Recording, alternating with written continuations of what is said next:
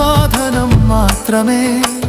అప్పుడు అతని మనసు నిర్మలమవుతుంది, ఆత్మ విముక్తి పొందుతుంది.